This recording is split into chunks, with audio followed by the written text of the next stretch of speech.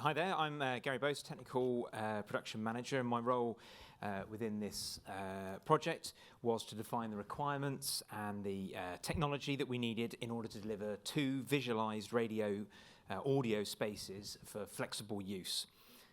And I'm Felicity Norton. I'm a lead technical operator, and my role within this project was to understand and define the workflows required between the two galleries in London and Salford.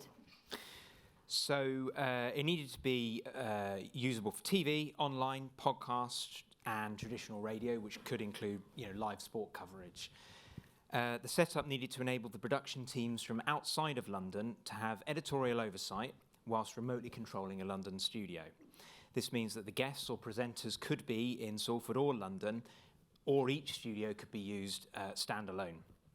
Salford is able to control the cameras, the vision switching and graphics, and both studios needed to look consistent, so we made sure that they had the same design, which, as you can see from the photo here of S12 in Salford, is branding monitors around the edge, washlet acoustic panelling, a fairly sort of light touch, but it meant that the standard branding monitors made the install affordable, they're easier to maintain, and there's maximum flexibility. We can put anything we need to on those monitors. And that's S31 in NVH. And as you can see, it's the same setup there. Let's have a look at what it looks like on the telly. BBC Radio 5 Live. The voice of the UK. Nikki Campbell. Listen on BBC Sounds and watch on iPlayer. It's the nation's phone in, your chance to express your view on a big story of the day. Here's a big story of the day. HS2. Is Rishi Sunak right? He's going to say in his conference speech today that it will be scrapped, the high-speed rail line from West Midlands to Manchester. So now we know a high-vis U-turn. We've waited and waited and waited, but eventually it has arrived. Well, at least it has arrived. Is he right? No point in... So there we go, that's what it looks like. Let's talk you through the technology first of all and how we made it look like that. Starting with the cameras, we've gone with the Canon CRN 300 for most of our cameras. Some are CRN 500. They're great cameras, they give a variety of outputs, NDI or SDI. We are using SDI because all our building infrastructure is SDI. It keeps it consistent going into the switching system, and they also have a really good web interface with preview, so you can control them remotely, which obviously is key to how we use it. The vis control and that preview allows us to control it within the Virtual Director client software, which we'll talk about. So all the cameras, Macs, outside video sources go into vMix. Via a Dell 7865 PC with an NVIDIA GeForce graphics card. We picked vMix because it's flexible, it's scalable, we can overlay HTML graphics, we can do graphics within vMix, it's quite versatile. It also embeds the audio onto the video for the main output, because that was one of the trickiest parts. We had to ensure that the video and audio stayed in sync, particularly because we have sources coming out from London, we have sources coming remotely, and we have sources in Salford. So trying to keep that all together, keeping it embedded and then de-embedding it as close to that PC basically as possible was one way to do that. And it's important to remember that we're still doing a radio program. So the audio workflows had to remain the same for the mixing of the radio program, but then the video mixing goes off to the gallery to be put onto the telly, and that was why that embedding of audio was quite complicated, because we sort of take the audio, de-embed it, put it onto a mixing desk, mix it as a radio program, and then re-embed it onto the video output and send it out. But that's kind of the only way to do it so that it remains a radio program. There's two DeckLink Quad 2 Duo cards in that PC. So there's 14 inputs. 5 Macs, some outside videos, sources, all the cameras, and then 2 outs for a multi-view and a main output. So we use Virtual Director. The production team, as we said, are based in Salford, for the morning phone-in show and for the Monday night club sport programme, which are the two that sort of go out to the TV or iPlayer. But they are able to control S31 where sometimes we have guests, sometimes Nikki's located there. Users are able to select the camera from the London studio within this client software, manipulate the pan, tilt, zoom of the cameras, do everything they need to do as if the camera is in the same studio. There's also a mechanism in place in order for the control of the London studio, because if you remember I said that the two studios can be used standalone, or Salford can control the London studio. So what we need is in the morning a way by us taking control of the London studio. So what we didn't want, again, it's a self-op studio where Nikki is based. So we didn't want him to have to launch some software and put it into that mode. So there is a button which sends a GPI command to say, you can control me in Salford, or you can't control me. So if that button is pressed, it just biffs Salford away. And that's quite good because it means at the end of the program, if someone comes in to use the studio for other purposes, they just press the button and they get control back. And that's indicated in the web client there. So the camera inputs and the Stream Deck control, so how does it work basically? We've got all the cameras in the London studio at the bottom there, and we've got all the cameras in the Salford studio at the top there. There's one circuit between London and Salford. So although there are 5 cameras, I think, in London, we only ever send one camera up. So one of the key parts of that is how we get round the issue of potential double switching, which means we don't want the system to switch to the circuit and then switch to a camera in London, because otherwise you get this horrible sort of double switching thing. So there's a delay that's been put in place. When the system decides it's going to switch to a camera in London, it first switches to the camera, and then it switches the circuit to the main output, which is a delay mechanism that's put in by Virtual Director. And as you can see here, the audio, it can be vision mixed, but most of the time it's auto-switched based on audio triggers. So we have 2 X nodes in Salford, which provide 16 channels of audio, and one in London, which has 8 channels of audio on it. So all of those audio triggers feed into one system in Salford, so when it hears a microphone in London, it has a camera associated with it from the London studio.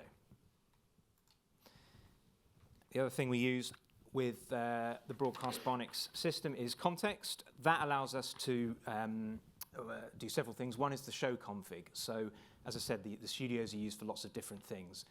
For Nikki Campbell, they would load a show with Nikki in the title, and that would be associated to a certain config within context. And what that then does, if you remember I said there were only 14 inputs into the vMix system, we have, I think, 22 in total. So some shows need more cameras locally, some shows need more outside sources, some shows need more Macs. So depending on which show they pick, the vMix system is fed those inputs that they require. And that's done just by loading the show. So the user doesn't see that happening in the background, they just load a show. There's a web client within Context that allows us to control what goes into the boxes. So in this scene here, you can choose different sources in there. And it also provides a function so that when the presenter presses the talkback button, if their camera is cut up, it will cut to an alternative shot of behind their head, so you can't see their lips moving. That's another GPI control. And now Fliss will talk about the role.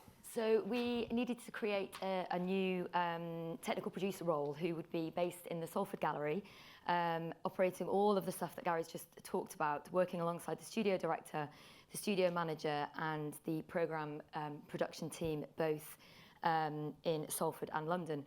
So the main responsibility is to connect and communicate with all parties involved in making the programme. And this is our little workspace at the back of the gallery. So we can see we've got, on the left, we've got open media. That's keeping across all the running orders and scripts. On the right-hand side, we've got our system BNCS, which is what we use to pick up all the required lines for the programme, including the discrete talkbacks between the various people. In the middle, you can see the virtual director, where we're able to have control of every camera, both in the London and Salford studios. And as Gary has already said, we can frame each shot. And we can manually vision mix all the cameras and the external vision sources, for example, when we're picking up news packages on location, and any zooms for contributors that are taking part in the discussion. And from here, we can also execute the context boxes as well. And then just to tweak the cameras with the pan, tilt, zoom, we've got our Canon controller in the middle, and then we've got a little stream deck there as well, which gives us the ability to quickly opt in and out of auto switching depending on where we are with the vision mixing. So let's have a little look at the gallery in action. So this is our gallery. We can see we've got a multi-viewer here, which gives us all the vision previews that are available.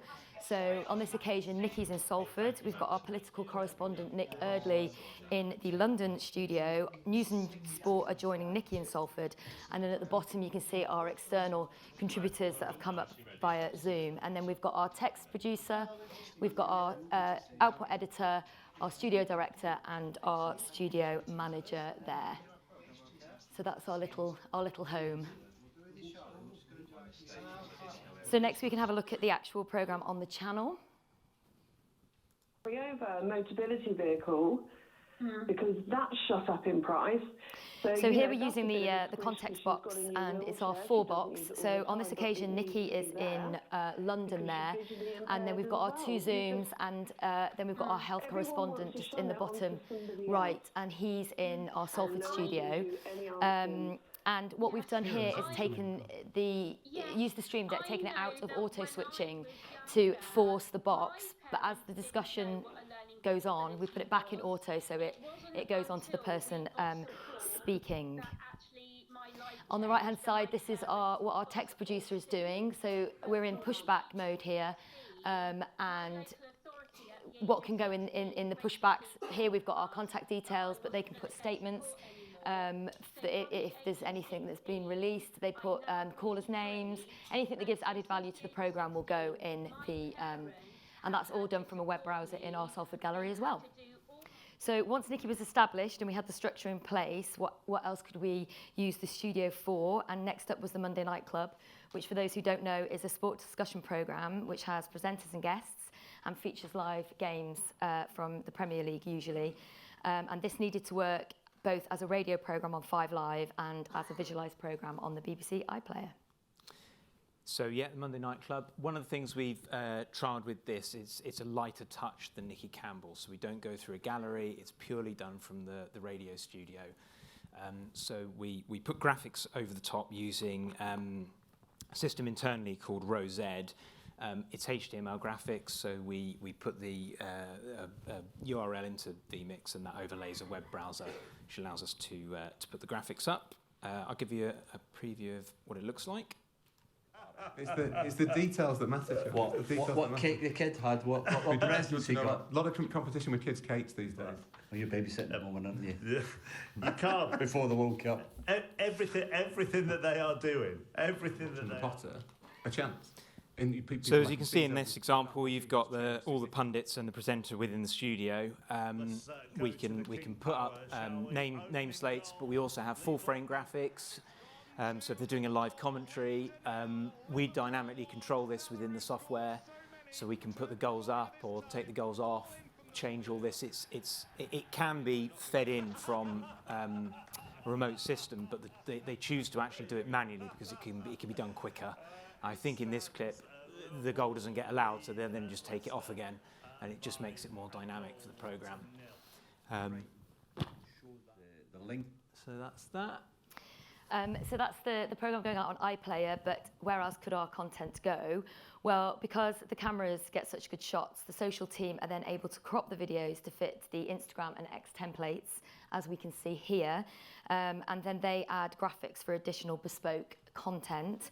And also what we can see here is what we have started to do with the Nikki Campbell programme, which that's coming from S12, our studio in Salford. It's then encoded and streamed onto the news website and app. And that's not unique to Nikki Campbell. They're also now doing it with our other studios in London, like Radio 4's Today, World at 1 and PM. They're often taking interviews from those programmes and putting them direct onto our live streaming on the news website and app. And onto the future. So our multi-site visualised spaces have become very much a key part in ensuring our presenters and production teams can be based across the UK. The example on screen now is the New Today podcast for BBC Sounds. So this is primarily a podcast, but it's also required to provide multi-platform visualised audio content. So here we've got 2 guests that are in the London studio, and then Nick Robinson was in one of our Salford visualised spaces, and then it just gives the continuity that they all look like they're in the same place. And I guess our hope for the future with quite a bit of work would be that we'd like to be in a situation that if we've got a visualised space, then it can be used across multi-platform output.